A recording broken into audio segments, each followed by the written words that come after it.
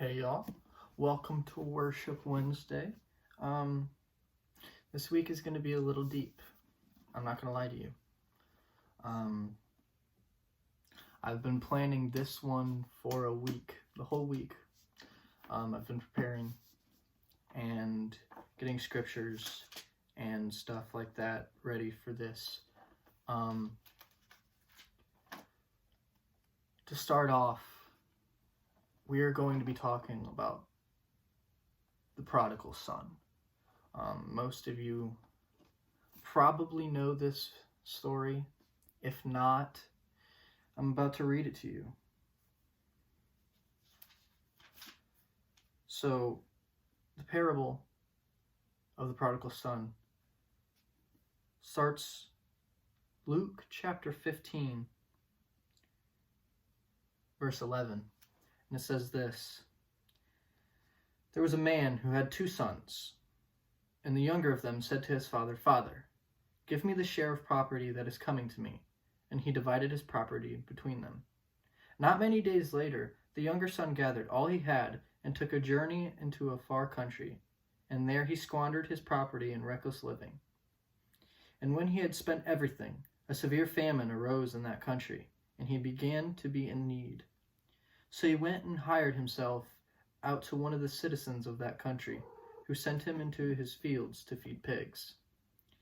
And he was longing to be fed with the pods the pigs ate, and no one gave him anything. But when he came to himself, he said, How many of my father's hired servants have more than enough bread, but I perish here with hunger? I will arise and go to my father, and I will say to him, Father, I have sinned against heaven and before you. I am no longer worthy to be called your son. Treat me as one of your hired servants. And he arose and came to his father. But while he was still a long way off, his father saw him and felt compassion. He ran and embraced him and kissed him. And the son said to him, Father, I have sinned against heaven and before you. I am no longer worthy to be called your son. But the father said to his servants, Bring quickly the best robe and put it on him, and put a ring on his hand and shoes on his feet. And bring the fattened calf and killed it, and let us eat and celebrate. For this my son was dead and is alive again. He was lost, and now he is found. And they began to celebrate. If you didn't catch what just happened there, this is much like God's relationship with us. We sin. We do things that we aren't supposed to. We do stupid things. And God, when he sees we finally come to our senses, he opens us. He opens his arms to us. He says, Come. I forgive what you've done. I am just glad that you've come back to me. In James chapter 4, verse 8, it says, Draw near to God, and he will draw near to you. That's the New Living Translation. In the New International Version, it says, Come to God, and he will come to you. And then finally, the last one I have for today is Isaiah chapter 2, verse 18. It says, Come now, together, says the Lord. Come now. Not come in a couple of years. Not come when you think you're ready. Not come when you think you've got it all figured out. Not come when all of your securities are over. Come now. Come as you are. And I know a lot of people struggle with this idea. They think you gotta walk a certain way. You gotta talk a certain way. You gotta pray a certain amount of times. But that's not true. While it's good to do all of those things, it is not a requirement for Jesus. He says, Come as you are. And that is the song that I will be singing later. Come as You Are by Chris Tomlin. It is a great song. And it reminds us that no matter what we have done, no matter what we are doing, where we're at in life, we are always welcome in the arms of the Father. So I just want to give you a second to accept that invitation into open arms. Whether you're already a believer and you just want to talk to him, or you haven't given yourself to God yet, I invite you now, if that is you, to do so. I don't have all the answers, but the Bible does. The Bible does, and God says, come now. He says, come now together. Let's be together. I want you here with me. You are my son, my daughter. He says, come now together. Though your sins are like scarlet, they shall be white as snow. He says, I don't care what you've done. He says, come to me. I open my arms to you. Let me give you a gigantic hug as I welcome you into my eternal kingdom. And with that, I just want to give you a few moments to do some reflection, to talk to God. And like I said, if you haven't opened yourself to God yet, I invite you now to do so. It doesn't have to be perfect. You may not know what you're doing, but God sees you trying. So take a second. You can pause the video right now. And whenever you're ready, unpause the video and let's worship together.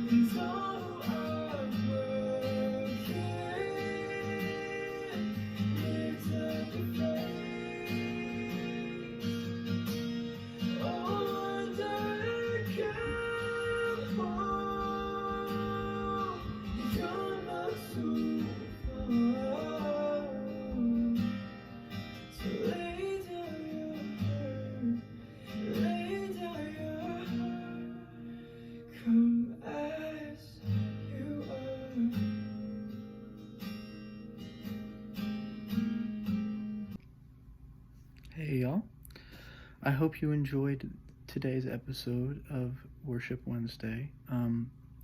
They're gonna all be more in depth like today was. The last week, it was the introduction, so it was kind of weird. Didn't really have it figured out yet, but there will be a lot more planning and preparation for upcoming Worship Wednesdays. So just a couple things here. We made our first sale of necklaces and picks. Those are still available. Necklaces are a limited time. Make sure you go get them. I know I give you a word. I'm going to give you more than one word to comment down below today. Today, I want you to say, I accept. As in, you accept the invitation of open arms from Jesus Christ.